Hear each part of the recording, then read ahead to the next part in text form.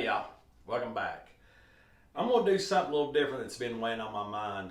I'm going to do some hunt stories on my late uh, cousin Keith. Charles Keith Cornett, better known as Slick to me.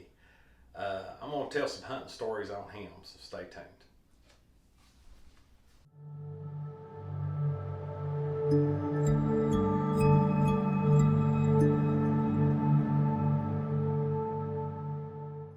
One of my fondest moments with Keith, well, to give you a little bit about Keith, growing up here in Piney, my papa lived down here at the end of Poplar Springs Road. And every Friday night, me and Keith would go down there and stay with him. We'd spend the weekend when we was younger. He'd take us when we cut wood. I mean, me and Keith chased crawdads in creeks, and we had three-wheelers as we got a little bit older, and we run the bluffs and everything. You know, we were always into something. I mean, we were thick as thieves. And there was always a little bit of competition between me and Keith growing up, but he was like my brother. We had our differences at times like anybody would, even somebody's brother would, but Keith was, he had a good heart, a really good heart. But, one of the first times we ever went hunting, a guy named John Sloan put us in for a drought hunt in Hickman County. And we made the trip, and it was me, Keith, my dad, John Sloan. I think Keith's dad, Charlie, went, and there was another guy went with us named Eric Drake. And we went, of course, we was kids. I mean, we were walking around, we still hunted for a while, and we got up and walked. And I remember me and Keith and Eric was walking down this in particular road, and Keith had the gun. And we're always sharing this 243. So we're walking down this road, and it's got a bend in it, and you can see a field, but there's a few trees. You got to look through the trees. Well, we see a deer, and we get in a position to shoot. Now, we're younger, pretty young, and Keith pulls the gun up, and he can't get a shot. When he lets the gun down, I don't know why he did, but he actually shoots it to the ground in front of us. Of course, we never told our parents about it. We never told anybody, but they asked us. We just told them we shot and missed a deer. We didn't even shoot at a deer. But we got a good laugh out of that. Matter of fact, that's the first time that's probably ever been told that, that we did that. I'd have to tell my dad about that. But that was one of the first times, or that was one of the times that me and Keith had a good memory of a trip. But getting on up there, Keith had quit hunting. He had other things he was doing. I kind of quit hunting for a few years, and I got back into it hot and heavy. And anybody knows me, it's always deer season. I live and breathe it. Well, we were on this lease in Morgan County, and one of the rules was one of my good buddies had got us a spot on this lease so we'd have somewhere to hunt. We'd lost everything that we had to hunt. So we went over and started hunting it. Well, it was me and my dad. My dad came down with pneumonia, and he couldn't hunt, and he liked to never beat it that year. But I went to Keith, and because the rule was if going to my side of the lease, I had to have somebody with me. That's the rules of the lease. You can't just go hunt by yourself. You got to have a buddy with you in case something happens, which is a great rule. So I went to Keith's house, and I told him, I said, man, you wouldn't take a shot on getting back into deer hunting, would you? I've got plenty of guns. He's like, shoot, yeah, I'll go with you. So we start going, and we're making trips over on Friday afternoon. His oldest boy, Hayden, went with us a lot. But on this in particular time, we went over, and Keith he'd had a little trouble. He'd missed a few deer with a muzzleloader, and this was muzzleloader season. And it was me, my dad, KP, and Keith. Well, there's two sides. There's 200 something acres over here, and there's 108 over here, and we usually hunt 108. But when we got there to camp, Keith hadn't killed a deer, and everybody else about killed a deer.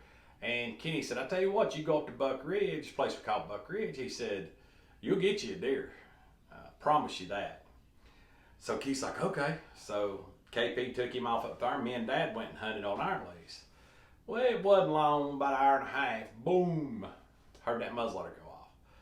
So I radioed Keith. We had radios instead of phones. I radioed Keith, and he was like, I just got one. I just shot a 3-point. And said he went straight down, so it was a long shot. And I said, well, just stay there, don't go after him. We'll come over to you. We got tomorrow morning, because we was going to camp all night and hunt in the morning. I said, we'll come over to you and go over and get it. So me and Dad, we loaded up and we rode our four-wheelers back up out of where Keith was at, and he was still sitting there in the stand, excited. Lord have mercy, he was excited. So we get down and there's pines probably 100 yards behind the stand.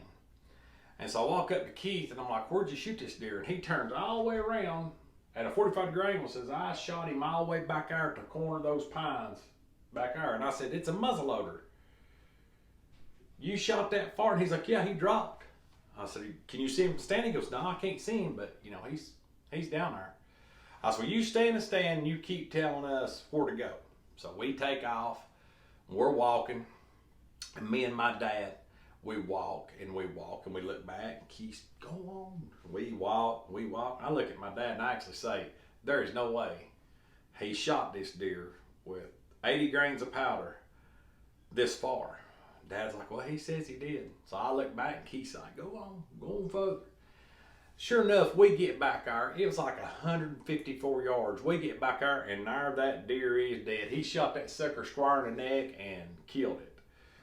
So, Keith come up there, and it was a lot of bragging. We were really enjoying ourselves. That's back in the good days.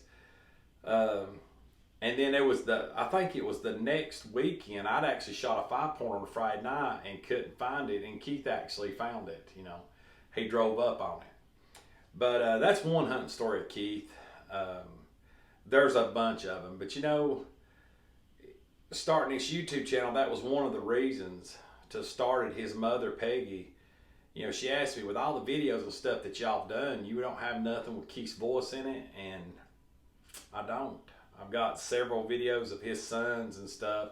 And you can hear Keith's voice just barely in the background, but I don't have. Keith didn't like to be on camera. He didn't like to take pictures and stuff. But he's dearly missed. But I'll cover some more hunts of Keith, but on his last hunt, his son Hayden was with him. And Keith had a stroke. He actually had some blockage, and when they put the stents and stuff in, a piece of plaque got out and went around and hit his widowmaker. They call it a widowmaker. It's wedged up in there and they couldn't get it out, and it actually damaged one side of his body. He fought through it, and he actually got to hunt another season. He didn't go much, but Keith had a couple spots that was his favorite, and one of them was Landfill. The other Landfill on one lease, and the other one was Top of the Ridge on another lease, but his third favorite spot was Fresno. It was easy to get to. Well, Keith being in the shape he's in, he's still going through therapy, and Hayden chose, he wasn't even on the lease, but Hayden went with him to, sit with him. Well, Keith went and set up, and they were in the shooting house, and they'd been there a while, and my cousin Hayden, he said, which Keith's son, he said, look, Dad, there's a good buck. And Keith, of course, right off the bat, ain't no good buck. And he looked at it through scope. He goes, yeah, it is a good buck. And then we're talking about almost 200 yards up the hill. And it's uphill. The shooting house is in the bottom, and it's an L-shaped place we shoot. So in the shooting house, you can shoot to the bottom of the L. And you got woods all the way around it. And you got a long straightaway up to the top, long all the way up, and it's got woods on the back side of it. So it's just this big L on the inside, and it's got shooting house, a couple stands. So Keith gets position, the deer turns broadside, and he pulls the trigger. Well, the deer runs off. Well, with everything going on, I think I was hunting Oak Ridge, and there wasn't me and Harley and different ones wasn't here to help track. Well, Keith was pretty dead set that he didn't get that deer. And so Hayden went up there and checked for blood and didn't see any, so he pretty much told us that, Keith had missed it. Keith was kind of down in the dumps, but not bad. So anyway, me and his other son, Harley, we always hunt together. So me and Harley was going to Oak Ridge on a drought hunt. And we went over there, it was on a Sunday, and we hunted that morning. And due to complications the year before, I wasn't planning on hunting it no more afternoons over in Oak Ridge with the checking station. But anyway, that's a different story. But anyway, we come back, we'd hunted that morning. I think Harley killed a deer. I didn't, and Darryl Triplett killed a deer. So anyway, we come back and we drove all the way back here, dropped Harley off. I got home and loaded my gear. you know, the hunt was going to end that night, and I was just going to go ahead and rest that night and go back to work on Monday. I get a phone call from Harley, and Harley just happened to get a wild hare to ride the four-wheeler down to the lease, and he seen some buzzards or crows or something, and he thought, I wonder if that deer could be down there. And sure enough, he drove up there to where Keith shot that deer. They didn't have no blood, but he went over the next ridge and didn't walk very far, and there laid that 9-pointer. So Keith's last deer, he shot at almost 200 yards with a muzzleloader and killed it. But Keith, unfortunately, we lost him to a four-wheeler accident. Lost him in January this year. Turkey season, I thought a lot about him. I released a video, Slow Morning in the Woods. And this year's going to be a little tougher. You know, going into season knowing that, you know, Keith ain't going to be going with us, or we're not going to be discussing plans or figuring stuff out, or just meeting at Keith's before we leave to go hunting, or meeting afterwards and telling stories. And like I said earlier, he is dearly missed. So if there's one thing about it, 2020 deer season, I'm all out. And this season's for Keith, or as better as everybody knows, I called him Slick. But I'll have some more videos, and I've got some pictures I'm going to put on this video that we can roll through to show some of Keith's harvest. But Keith, you're dearly missed. Slick, I love you. And one day I'll see you again. You save me a spot in them trees. Save me a spot up on one of them trees in heaven. But I hope you liked this video. Please like and subscribe. And as always, God bless. See you next time.